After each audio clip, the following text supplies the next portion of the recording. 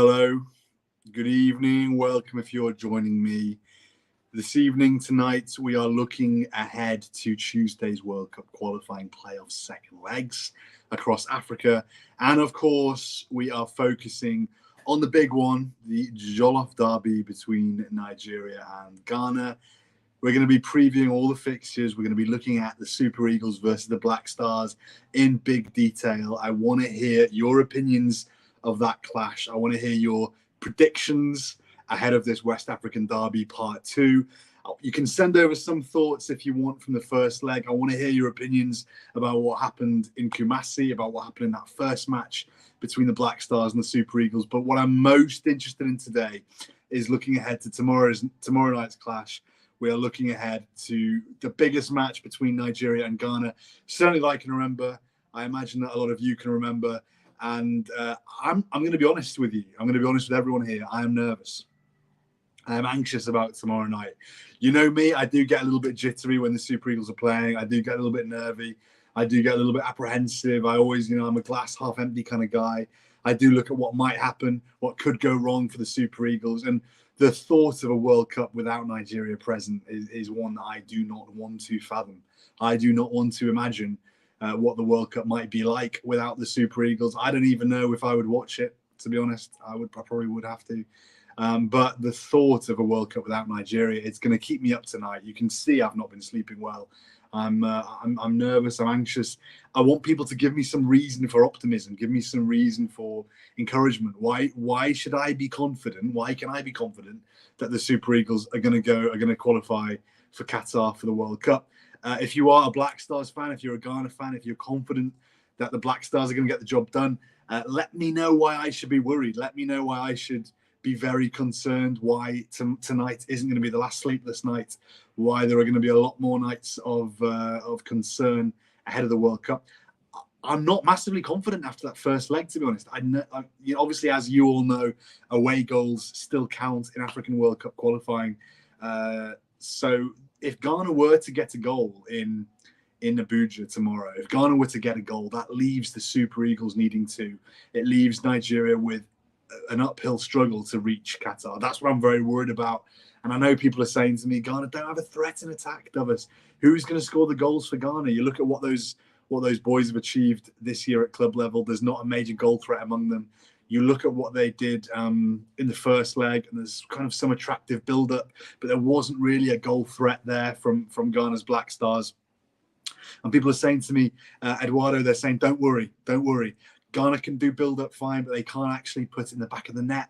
I'm not so sure. I'm looking at Mohamed Kudus in that midfield alongside Thomas Partey and Idrissi Baba, and suddenly Ghana's midfield is looking kind of balanced. It's looking kind of menacing. It's looking like there's a bit of a threat there. I love the way that Kudus. I wrote a feature about this on Goal on Saturday. I love the way Kudus carried the ball. I love the invention there. I love the footwork. I love his technique. And I think giving the extra man in midfield, it gave Ghana the edge in the first leg. And Augustine Iguavoen seemed very sluggish to turn things around, to realise the error of his ways, to realise that actually Nigeria were losing the midfield battle. And it's the kind of tactical naivety, just a lack of awareness, that's got me a little bit worried ahead of this second leg, because if he didn't spot the change there and make the midfield right in across 90 minutes in Kumasi, what guarantees are there that he's going to rectify his mistake and get it right in the second leg in Abuja? The loss of Wilfred Ndidi it's still a major concern for me. It's still something that I think at the end of the day could really hurt Nigeria, hurt the Super Eagles when it matters most. I'm a big admirer of Innocent Bonga. I like what he does. I think he's not a bad version. But do you need to stick Frank Onyeka in that midfield as well alongside him to compensate for Ndidi being absent? I'm worried. Okay, so Nigeria didn't fall in Kumasi. They weren't done by the demons, the phantoms, the omens of Kumasi. And listen, a lot of good teams have fallen in Kumasi, so you have to take some positives from that. But at the same time, this away goal, it's just hanging over Nigeria's head like this sort of Damocles. All you need is Thomas Partey bam, to do what he's been doing for Arsenal in recent weeks and recent months, to take a game by the scruff of its neck, to have a shot from range. Nigeria don't have their first goalkeeper present. I know a lot of people, they were impressed with what they saw from Francis Uzoho. And okay, he kept a clean sheet, but to me, he's not the goalkeeper that exudes confidence among fans, among the defence. Just imagine if Ghana score in the first 15 minutes. Imagine what that could do to Nigeria. Give me some examples of times when Super Eagles have bounced back from being down. It doesn't happen that often. It doesn't happen. Not in recent memory. Not in recent memory. We've not seen a Nigeria team amidst great adversity rolling up their sleeves and actually saying, right, we're going to turn this one around. Look at what happened against Tunisia. Apart from that chance for Umar Sadiq, once they fell behind, and they wilted, obviously that Alex Iwobi aberration. I don't want to even talk about that today. Today's not the day for that fiasco. But they didn't give me confidence that they were going to turn things around. It didn't seem like there was a figure in there who thought, right, I'm going to take responsibility here. I'm going to drag us into the next round. And if Nigeria go behind in Abuja, the fans start getting on their back. And I don't know, look at that team. Tell me, where's the reason for optimism? Is it Lukman? Is it Emmanuel Dennis? Is it Osimhen? I don't know.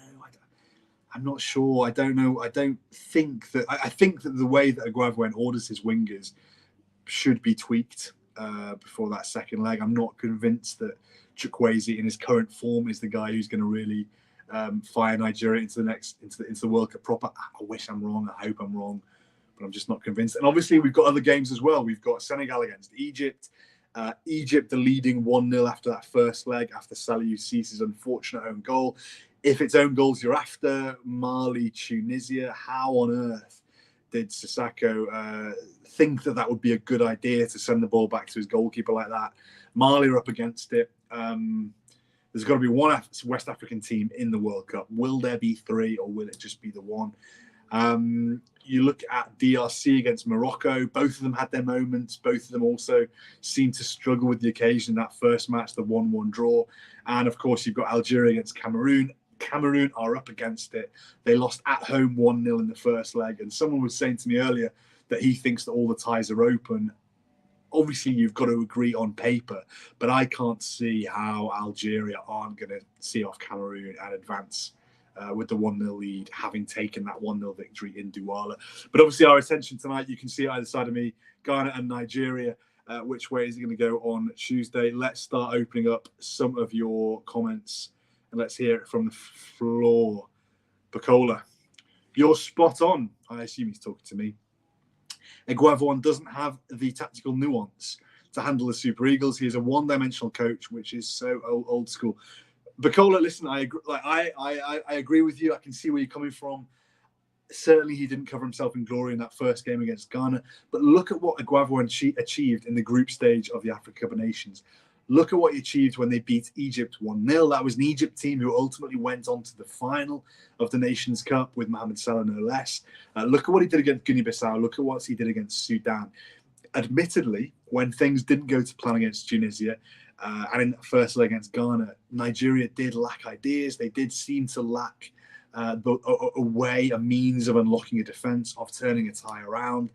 Does Aguavoen have to be blamed for that? I mean, he's lost only one game since taking over as interim coach, and a draw away in Ghana, in Kumasi. It's not a bad result. That's not a bad result on paper. It's just every team in the qualifying campaign would have taken an away draw, and then you win it back home. It's just the fact that Nigeria didn't score. That's what's concerning me. And the fact that Ghana looked much better after only a few days working with Otto Addo. They looked much better against Nigeria than they had done in the Nations Cup.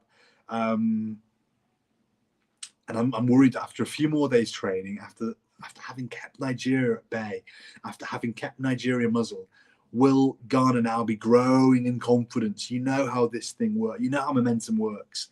Will Ghana now be thinking, we might have their number here? Nigeria didn't offer much. Maybe we can push forward a little more. Maybe Jordan Ayew, so criticised, so maligned. Maybe Jordan Ayew, could it be the day where he finally reminds Ghana fans exactly what he is capable? AJ Jameson here. Facts. I assume he's talking to me. The match will all depend on Thomas Partey. If he's playing in his Arsenal form, Nigeria's midfield will be overpowered. Listen, Mr. Jameson, I don't agree with you entirely that it all depends on Partey. I think that's a little bit oversimplistic. There are so many factors at play here. So many factors at play. However, I do believe that Thomas Partey will have a big role to play, will have a major role to play in that second leg. And I do agree with you that on his day, he could overpower Nigeria's midfield. He has the capacity to run the game, to really settle Ghana away from home, to really break up Nigeria's play, and then also with the ball at his feet to make things happen for Ghana. I hope it doesn't happen. Will Iguavoen have a plan? He didn't seem to in that first leg, will he, this time around? Bukola responding now to his earlier comments. As a coach, you must be sound enough to switch formations during a game. He adores Pep, he does, but doesn't seem to have learned anything significant and implement in his pattern of play. Is that the coach or is that the personnel? I mean, Nigeria, do they have the kind of players who Guardiola has at his disposal to be able to implement his vision on a football pitch? Nigeria have talent, don't get me wrong. They've got a lot of penetrative plays in the final third, players who can really make a difference, break through lines and finish off moves. But do they have the creators? Do they have the guys who are going to be controlling things? What role will Joe Aribo play in Abuja? He's shown in flashes what he's capable of. At moments, there are reasons to be really optimistic during the Nations Cup, but is this coming too soon in his international career? Is he ready to go one-on-one with Thomas Partey and to assert himself in this match for the Super Eagles? How important will Joe Aribo be in this game? I've got some lovely hibiscus juice that I'm just sipping on to calm the old nerves. Right, let's get some of these predictions. Bruce, Ghana 4, Nigeria 1. No, thank you, Bruce. I want to hear predictions, but I don't just want to hear outlandish predictions like this one from Bruce. He said it about 6 times. I don't know why. But Bruce, tell us why. Why are Ghana going to win 4-1 against Nigeria? Anyone can type in any numbers, but tell us why. Give us some analysis. Why do you think a Ghana team who were defeated by Comoros, who weren't able to score against Nigeria in Kumasi, why all of a sudden are they going to score 4? Because let's be honest, Bruce, everyone's here looking at your comment and they're thinking you don't have a clue. They're thinking, why is Bruce saying Ghana are going to score 4 when they've looked impotent in that first leg? Give us some explanation why. Bruce has spammed us here. I'm furious. Lots of people commenting on the power cuts. These things happen in African football. We've seen them happen in Senegal. We've seen them happen in Egypt. We've seen them happen in other places. But we don't want to talk about this kind of thing tonight. That happened. Ghana won't be proud that it happened. It didn't have a massive impact on the contest. It did affect journalists trying to transmit the game, but this is not the major thing we need to be talking about tonight, is it? Nigeria 2, Ghana 0, says Joshua. Martins, Nigeria for you. Anything can happen. Yes, Martins, but what will happen tomorrow?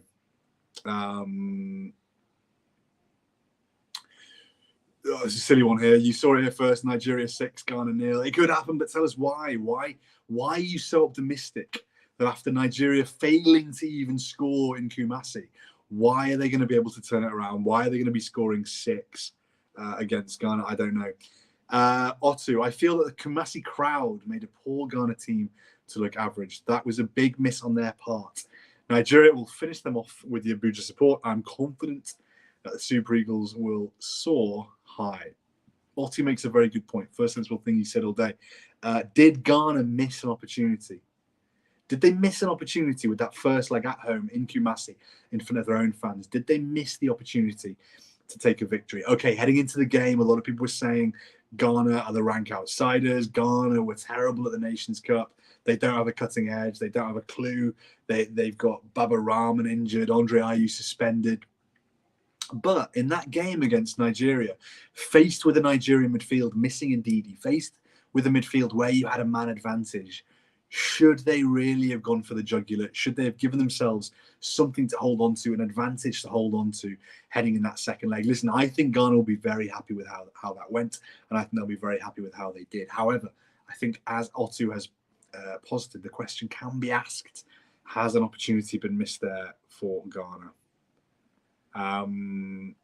Bukola, we have creative players, but we don't have any good midfielder that is top notch. We can't change that now. I'm afraid that we need to deal with what we've got. But not that bad luck. Jordan and Dede, what role? I want to hear what role will Jordan Ayew have to play in tomorrow's match. Jameson back on the party theme. Party will be key. Problem with Nigeria is they have no number 10, which is why Ado opted for Baba Idrisu to crowd Osimhen and to help the build-up. Tactically, for me, it was 1-0 for Otto Ado in that first leg. It was 1-0. He neutralised Nigeria's elite forward line. He managed to bust the midfield, as you say. He managed to get Thomas Partey on the ball. And they kept a clean sheet. This was a Ghana team who conceded once against Morocco, once against Gabon late on, and conceded 3 against the Comoros. They conceded 3 against Comoros, and Nigeria couldn't even score against them. That is a massive victory, a tactical victory for Otto Ado, as far as I'm concerned. Which Ghana players would get in this Nigeria team right now? Partey, Kudus. Apart from that, how many of them are you taking?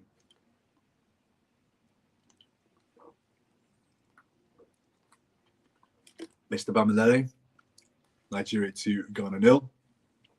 Mr. TJ, Nigeria 3, Ghana 1. Mr. Jameson gives his prediction of a 1-1.